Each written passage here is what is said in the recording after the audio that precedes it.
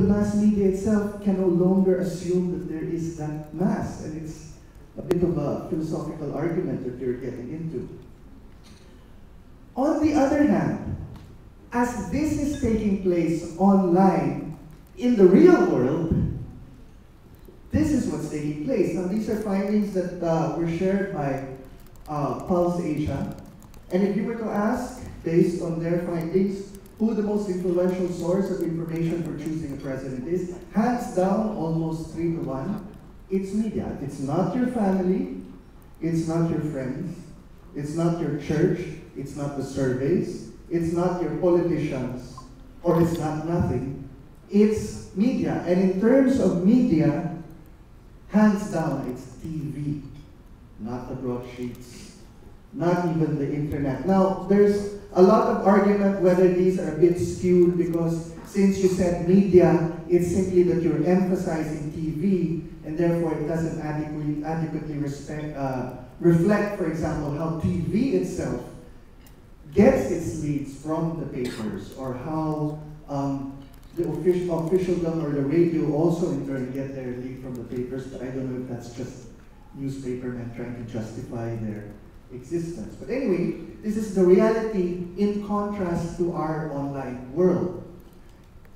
This was given to me. This was the most recent findings from the Manila Standard Today surveys, which are of course being put together by a guy who used to be with SWS. And again, it seems to validate what Pulse Asia was saying, which is that if you were to ask people what the most helpful means in deciding whom to vote for in terms of national elected positions are, hands down again, you can pick 3, by the way, for this one.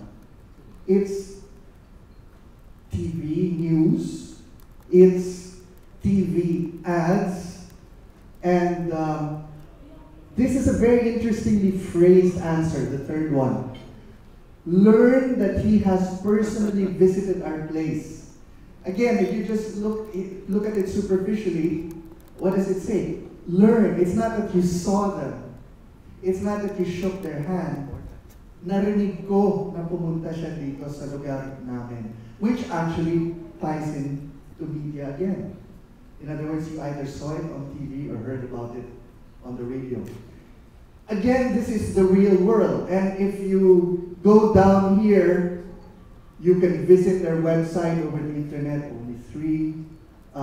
Internet post podcasts, only 3. But of course, as someone who was explaining this to me put it, these low figures are in turn reflective of the overall percentages in our society. ABC, by all the surveys, is about 9% of our society. So this is actually a pretty high proportion. You could interpret it that way anyway, of that 9%. Anyway, this is the sort of the contrast that I'd like us to focus on. Earlier, you put it here, it was, you saw the top result here was news about a person on TV. If you go to another part of the survey, it asks people, what is your most trusted source of news? Again, vast majority, 82%, TV programs. Very small percentages for everything else. But look at the next things. If you ask people, what are your most trusted TV programs? Trusted. Number 1 and number 2 aren't surprising. It's either of the big networks. But look at the third. Okay. Radio, again, not surprising, Bongo Radio or DZRH. Look at the third. Love radio. Okay. Most trusted newspapers, the first and the last aren't surprising. Look at the one in the middle. Okay. And again, this is something I simply want to point out, and it's further revealed if you look at the breakdown per region. And this is on my Tumblr. You can download these slides on my Tumblr. Simply in that, when we discuss social media, from from the perspective of news, important events like elections, in other words, from the political framework, we are making certain assumptions that may not be shared by the public. In other words, most of you and I here talking about what should be the role of media, what kind of media is social media, how are we best able to spread news accurately, fairly, balance opinion with facts. We are making assumptions that may not be held by a public that puts TV Patrol and 24 Horas almost at par, and in some regions subordinate to Wawawi as a most trusted source of news or a most trusted TV program. In other words, our assumptions about what is informing and relevant to the coverage, sharing, or whatever, or even the unfolding of elections may not have any relation to the actual reality on the ground. And this is simply something to consider. Again, we can look at it in terms of regions. As we look at social media and our involvement with it, however, stepping back away from the real world and onto our online world, there are basically, as I'd like to put it, 5 different forces contending with you, me, anyone else involved in social media. You have advertisers, you have advocates, you have reporters, you have reactors, and you have mobilizers.